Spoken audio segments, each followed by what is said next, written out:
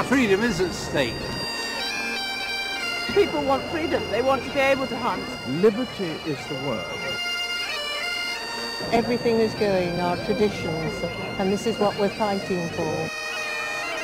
They marched in protest, a silent procession of a people grasping for one last chance to resist, shamefully admitting they only have themselves to blame for government policies that threaten their way of life, their security, and the future of democracy in Britain.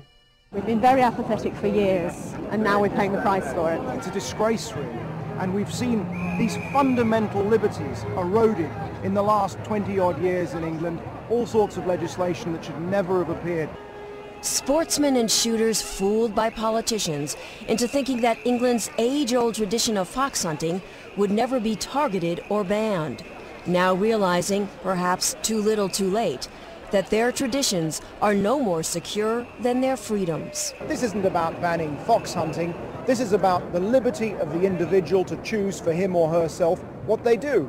A future that's in doubt, and the largest peaceful protest in British history to try to change that has got many asking, where were these voices 6 years ago when there was an outright ban on handguns and pistol shooters were forced to surrender their firearms, confiscated by the government to be destroyed? We hear people saying the proposed ban on fox hunting is the thin end of the wedge. I am a pistol shooter. As far as I'm concerned, we've already swallowed the wedge. And where does it go next? Liberties that have already been sacrificed for the politicians' false promise of a safer society.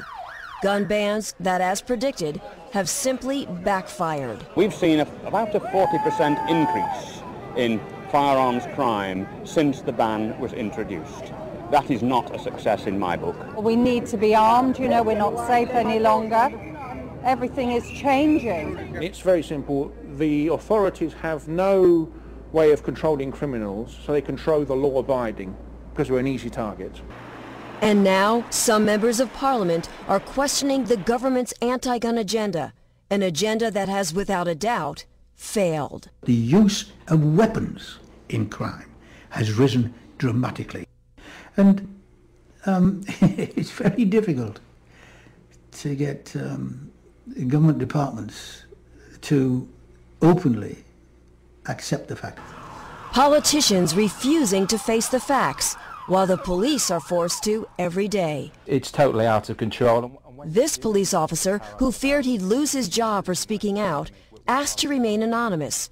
He said for the first time ever, bobbies are carrying firearms, but they're still outgunned by criminals who can buy whatever they want on the black market. Every officer now in this country gets issued with body armour. When I joined the police service back in the 80s, we didn't have any of this. We had a wooden truncheon and a set of chain link handcuffs. The firearms laws have been tightened up since. Why do we still need this equipment? Simply because the criminals have the weapons and they're prepared to use them. Gun policy's gone tragically wrong, and police morale at an all-time low. I feel let down by the politicians, by the senior management in the police, and I feel at present I cannot give the public the service they demand and expect. And as this officer made very clear, it's a law built on a lie. The politicians, basically, they have misled the public. They said, if we ban handguns, the country's going to be a safer place. They ban the handguns, the country is not a safer place. Why are British people not to be trusted? And I think that says a lot about the government. Citizens left defenseless, now victims of the very laws passed to protect them, and asking how many more Tony Martins will there be.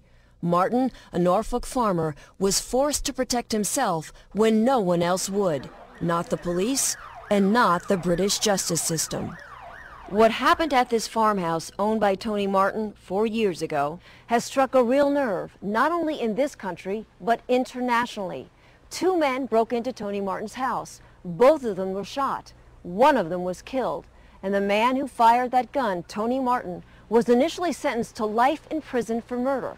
But many people think Tony Martin should never have spent 1 day in jail. They say he was just an innocent man protecting himself and his property. Tony should not be in a jail, not for what he did. He was perfectly within his rights, in my view, to look after his own property and his own life. My thoughts is that I would do exactly the same, put in the same situation. I would not hesitate to do exactly the same. I personally believe that, you know, if you're in your own house and people come in, then they should expect whatever they get. Everybody around was saying the same thing.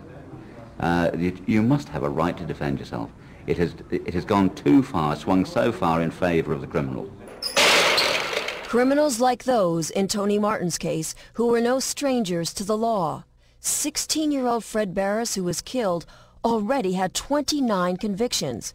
And 30-year-old Brendan Farron had 34 convictions and had been in prison for burglary. He was sentenced to 3 years for trying to break into Tony Martin's home. But after only serving 18 months, he's free while Tony Martin remains in jail.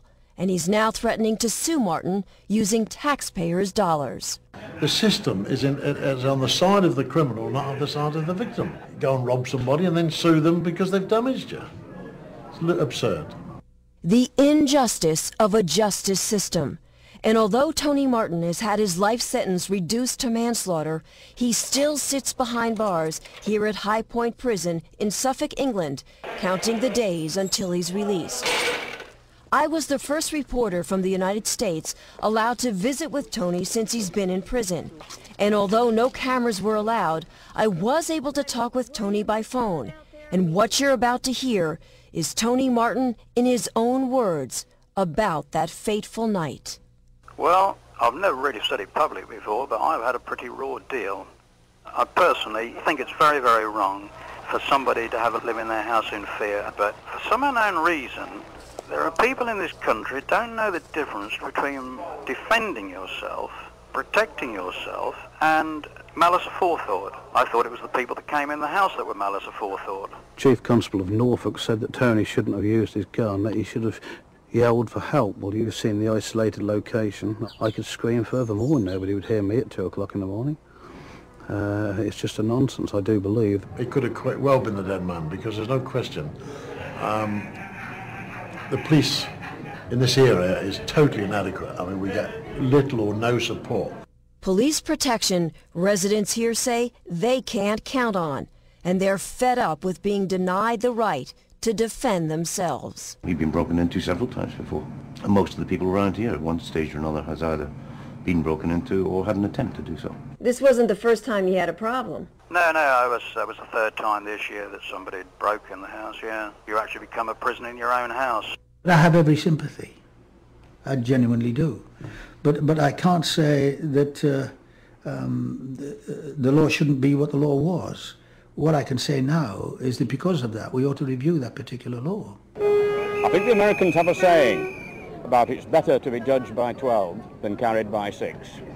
Tony Martin tried that venture. He was judged. He is in prison. The story is not yet finished. And neither is the story of a struggle to reclaim rights these honest citizens have already lost. Costly mistakes of trusting in a government that has left them unprotected. Their message to gun owners in America is simple.